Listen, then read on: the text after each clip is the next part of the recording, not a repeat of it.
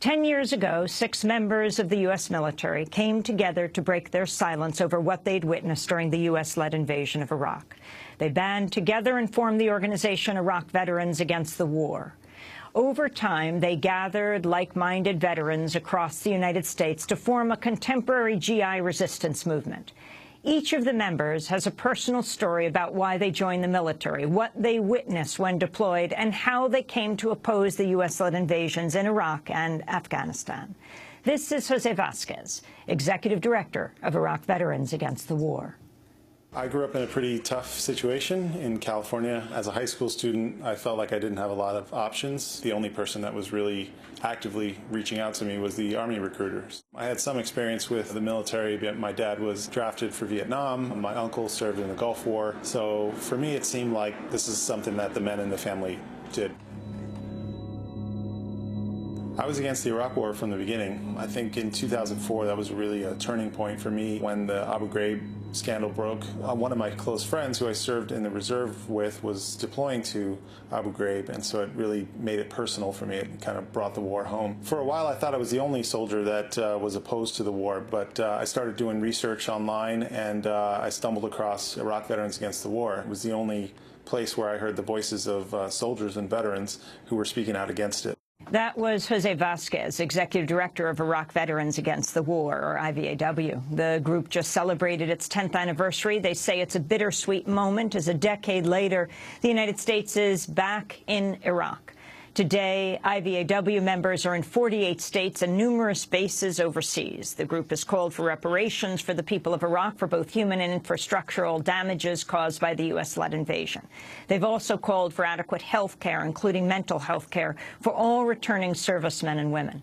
Well, for more, we're joined by 3 of the members of Iraq Veterans Against the War. Kelly Daugherty is the group's co-founder. She deployed to Kuwait and Iraq from 2003 to 4. Brock McIntosh is an IVAW member who served in Afghanistan from November 2008 to August 2009. He applied for conscientious objector status and was discharged in May 2014. And Scott Olson joins us, former Marine who served 2 tours in the Iraq War and was critically wounded, not in Iraq, but after being shot in the head by a police projectile at Occupy Oakland, where he was protesting. He was hospitalized in critical condition with a fractured skull, a broken neck vertebrae, and brain swelling. He, too, is a member of IVAW. We welcome you all to Democracy Now! I should say all back to Democracy Now!, since at one point or other we have had each of you on. Kelly, you're gathered here in New York for this 10th anniversary. Yes, last night we had a 10th anniversary gala fundraiser, and it was a time for us to reflect on the work of the past 10 years. And as you said, it's bittersweet because we've been building this community to counter war, to counter militarism, and yet now here we are again bombing Iraq. So, you know, we're celebrating our victories and also recognizing the losses, both with war and militarism, and then losses within our own community. Of our friend Jacob George recently passed away. And I want to talk about Jacob in a moment, but Brock McIntosh, what are your thoughts on the current bombing of Iraq and Syria? Well, you know, I think the media has often portrayed ISIS as being some organization that just suddenly emerged over the last year or so, but this is the same exact organization that many of my allies in IVAW were fighting when they were in Iraq. And, you know, nearly 10 years of going to war with ISIS, with several 100,000 American soldiers on the ground, wasn't able to eliminate ISIS. So it's strange to think that some limited airstrikes over the next few years will be able to destroy ISIS. And reports from the FBI have shown that recruitment for ISIS has actually grown since we started bombing them. Scott Olson, how did you come to fight in Iraq? Well, I joined the Marine Corps right after I graduated high school. You know, our country was at war. I felt like it was the right thing to do, to step up and to defend our freedoms and democracy. Where right? did you grow up? In Wisconsin. And right after I joined, I went to Iraq within about a year after I joined the Marine Corps, and that was in 2006. And I was in El Anbar province, where it's a majority Sunni population, which is where the Islamic State is making huge recruitment gains, and it's the population that they are recruiting. And your thoughts right now on this renewed war in Iraq? I mean, it's a renewed war, but it's really the same war. Just because we left, just because our military left, does not mean the war was over. You know, it's the same conflicts and the same tensions that we played a big part in stoking. And, you know, these are the consequences of war. You know, 10 years later, it's the same thing. The most senior U.S. military officer has said U.S. ground troops may be needed in Iraq as part of the Obama administration's offensive against the Islamic State. General Martin Dempsey, chair of the Joint Chiefs of Staff, testified before the Senate Armed Services Committee last month. As I said in my statement, however, my view at this point is that this coalition is the appropriate way forward. I believe that will prove true. But if it fails to be true, and if there are threats to the United States, then I, of course, would go back to the President and make a recommendation that may include the use of U.S. military ground forces. Kelly Daugherty, your response to that? Well, I find it just a little ironic that it seemed over the course of the Bush administration, the country really turned against the occupation of Iraq and wanted the troops to come home. And then last year, when we saw a proposal to bomb Syria, there was great opposition.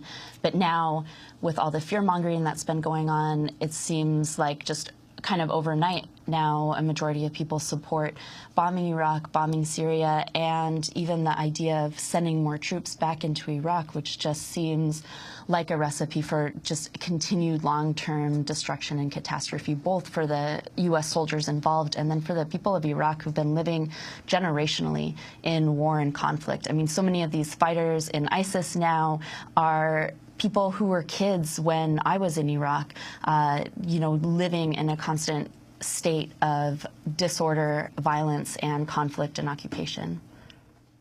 We're going to break and then come back to this discussion. Our guests are Kelly Daugherty, co-founder of Iraq Veterans Against the War, or IVAW, deployed to Kuwait and Iraq in 2003 and 2004. Brock McIntosh served in Afghanistan. Scott Olson twice in Iraq. They're all members of Iraq Veterans Against the War, celebrating their 10th anniversary as the U.S. goes back to war in Iraq. Stay with us.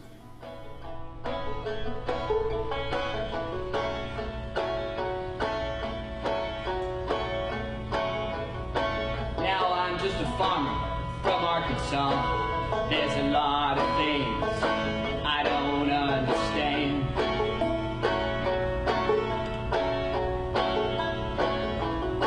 Like why we send farmers to kill farmers in Afghanistan.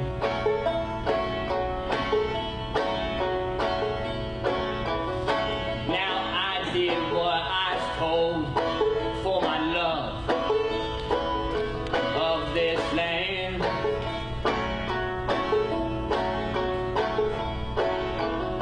And I come home a shattered man with blood on my hand.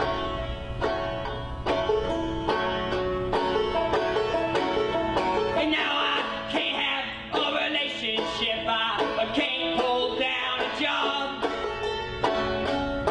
Oh, well, some may say I'm broken by calling a soldier. That's Jacob George singing Soldier's Heart.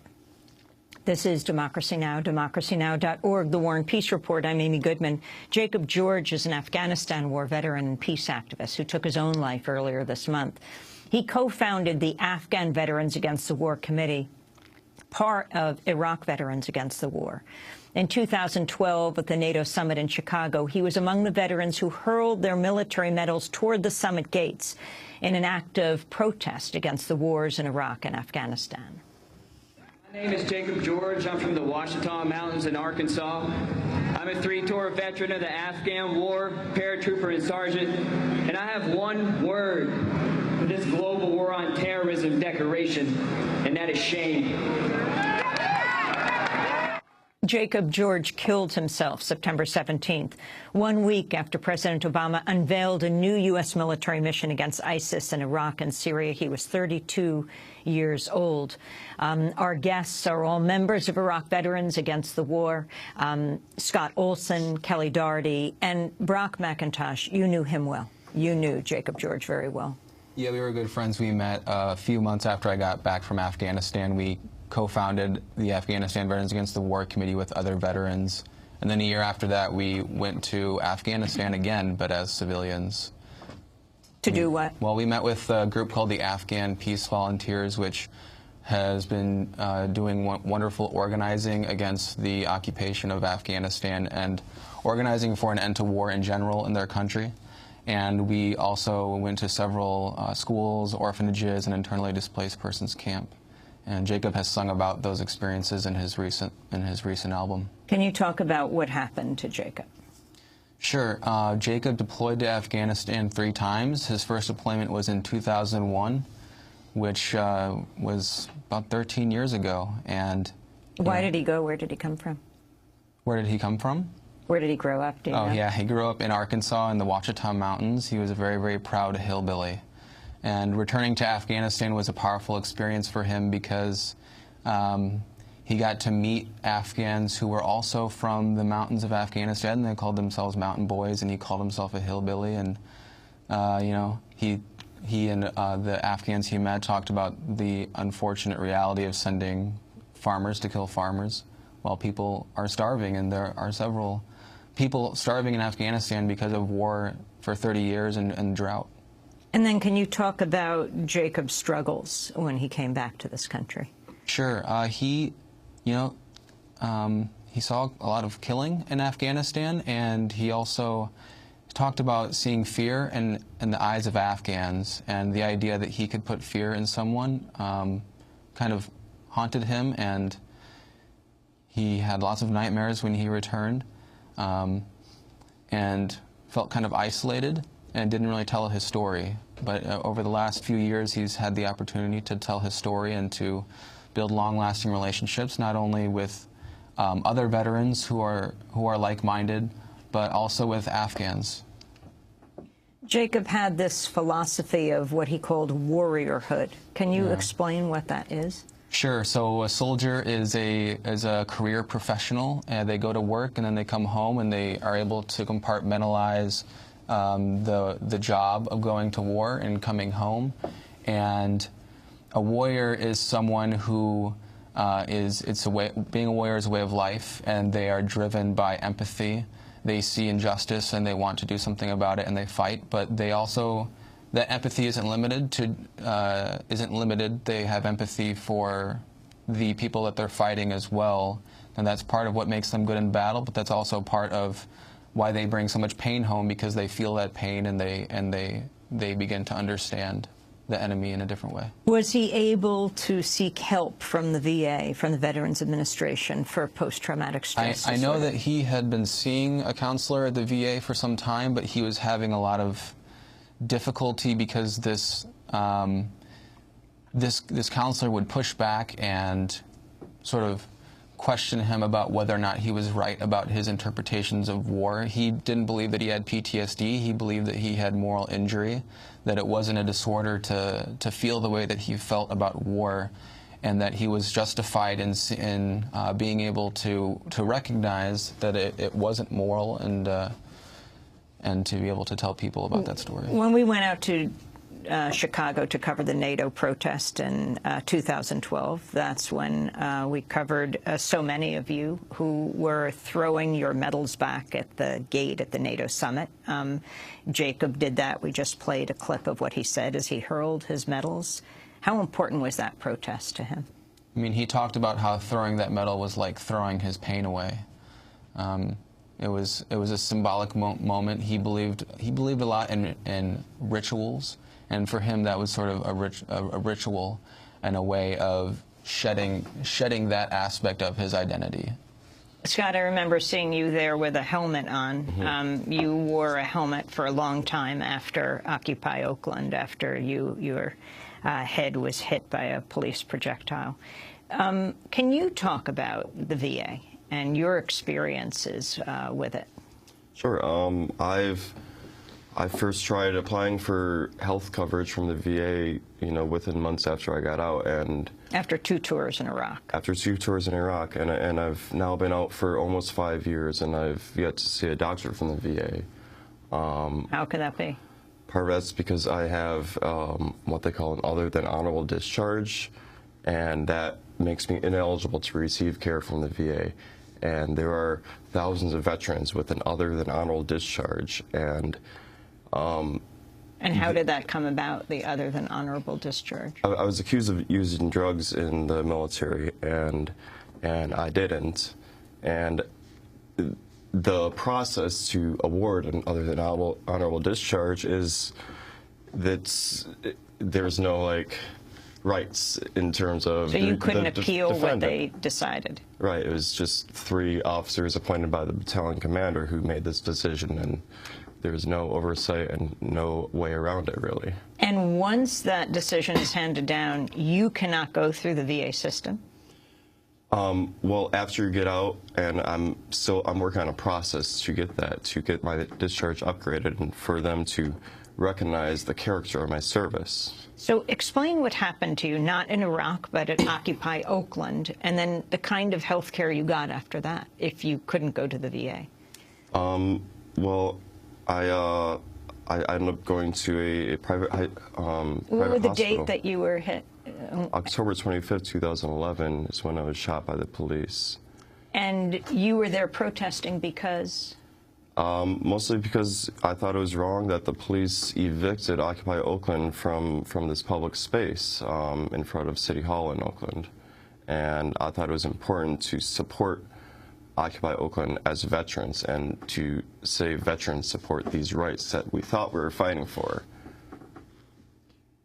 And so explain what happened that night, not that you can really remember very much of what happened. Well, the incident commander from the police gave the order to disperse. Were you wearing your fatigues? I was wearing my cami jacket, and I was standing next to another veteran in full uniform, and the officer gave the order to just deploy gas, and about 16 seconds after he gave that order, I was shot in the head by a beanbag round. It was their policy to protect tear gas canisters using beanbag rounds. So anybody who they thought was going to pick up and throw back a tear gas canister, they would shoot beanbags at them. And so what happened to you laying on the ground? As you speak, we're also showing video of you at the time. Another officer threw a flashbang grenade at myself and the people who were trying to rescue me and evacuate me. And this officer was terminated last year, and he was recently rehired with back pay. And so you're being carried by people, they don't even know who you are. I remember seeing the video and them shouting, "What's your name? What's your name?" Right, and I could not answer. And I didn't know I couldn't answer. I did not realize the extent of my injuries in those seconds. And when I couldn't answer them, that helped me accept that I was not doing well and I needed their help. So you ended up not at the VA? Right. I went to Highland Hospital, the public hospital in Oakland, and received care there. And I still have gotten zero care from the VA. We're talking to Scott Olson, who sued the city, to explain what happened with your lawsuit. There was just a recent settlement. Right. We settled in this past April for a total of $4.5 million. And this was voted on by the Oakland City Council? Right. They approved it. And it was through their city attorney's office that we arrived at that. And it's very good to have that lawsuit over. It was a very stressful period, but you know, it's still not over. The officer is still working for the Oakland Police, and Oakland Police still has poor disciplinary measures and processes. And how are you feeling? I'm not feeling good about Oakland Police or about going back into war, but I'm feeling ready to resist that and to keep fighting to right these injustices. This issue of post-traumatic stress disorder and the return to Iraq and Syria, there's not a lot of discussion in the corporate media about the soldiers because, well, there's been this whole discussion of whether there will be boots on the ground. But the top generals are very much talking about that, not to mention those who fly what they call sorties, you know, who bomb Iraq and Syria. Can you talk about that? Soldiers who are not on the ground, but who are doing this, Brock? Yeah, drone pilots and people who operate drones usually involve a team that involves about 4 or 5 different people, and they are not immune to being mentally troubled by their experiences in war. And you know, just to go back to what Scott was talking about, there are studies that show that soldiers who come home with PTSD are often more likely to commit crimes, and that means they're more likely to be dishonorably discharged. And in some ways, these are the people who need help the most from the VA. Do you know what Jacob George's reaction was to the U.S. military going back into Iraq and now bombing Syria? Well, I last talked to him in June, and at that time, ISIS was starting to take over Iraqi towns, and he was very troubled by the prospect of going to war. He was also equally troubled when Bo Bergdahl, the POW from Afghanistan, came home and not only didn't receive a welcome, but he received the opposite of a welcome. He received nothing but hatred.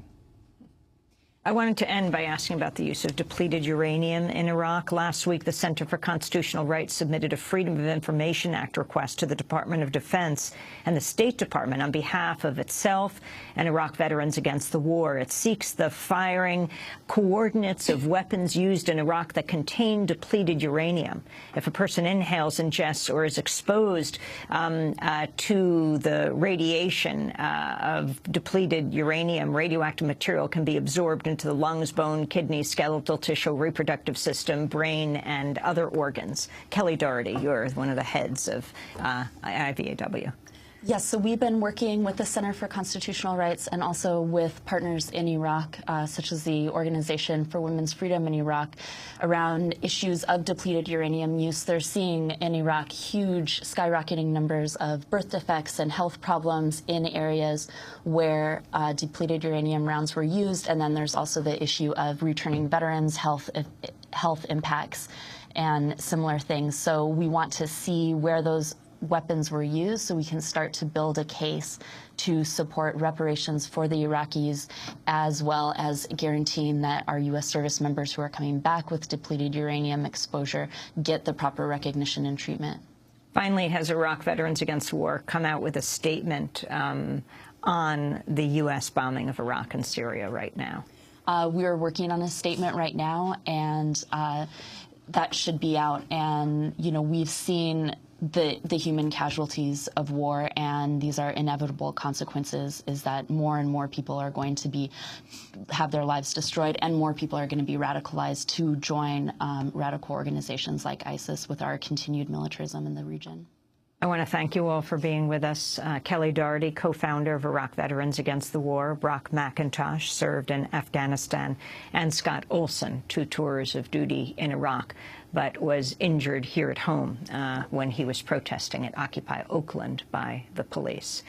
All members of Iraq Veterans Against the War. This is Democracy Now! When we come back, Jeremy Scahill on Dirty Wars. The World is a Battlefield. Stay with us.